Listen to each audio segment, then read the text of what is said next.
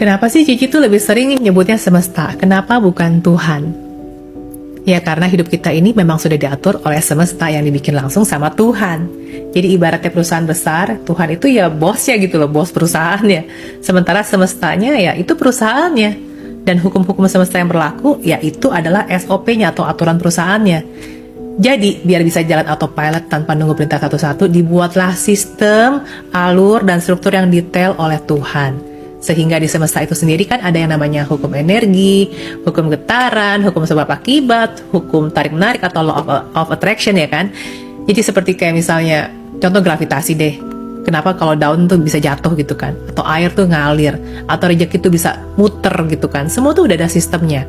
Dan sistem itu tunduk penuh sama kehendak Tuhan. Jadi ketika gue bilang hidup ini bekerja mengikuti hukum semesta, bukan berarti kita ujung-ujungnya jadi nyembah semesta.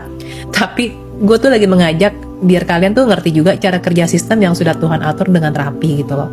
Biar kita itu nggak terus muter-muter di masalah yang sama cuma karena nggak ngerti cara kerjanya.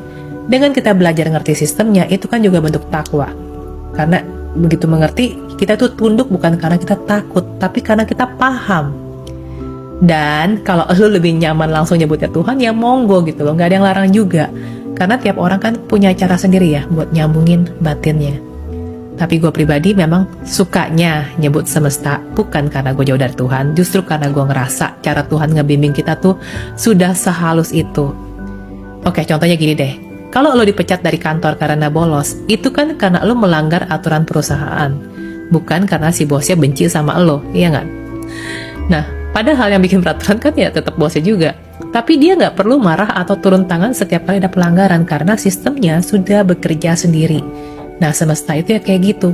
Sistemnya Tuhan yang sudah berjalan dengan otomatis.